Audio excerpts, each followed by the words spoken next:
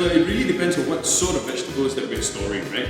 So for example, if you're buying spring onions, I'd normally trim away the bruised parts and then I wrap them in paper, right? But if let's say I'm buying coriander, I would actually store them in a Tupperware of clean, fresh water and keep it in the fridge so it stays nice and crisp. So it really depends on what sort of vegetables you're buying.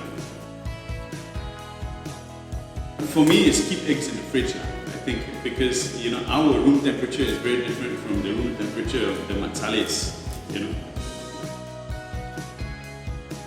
Well, the difference between all those oils, your coconut, your sunflower, your olive oil, they have different taste profiles. Like you have the sunflower oil, which is a very neutral taste profile, which you can use across almost anything, be it Asian or Western food. You have your olive oil that is very specific, but people have also grown to love the olive oil taste, so that's why it's used a lot in salads and also in dipping breads. Then you have the different qualities of the olive oils.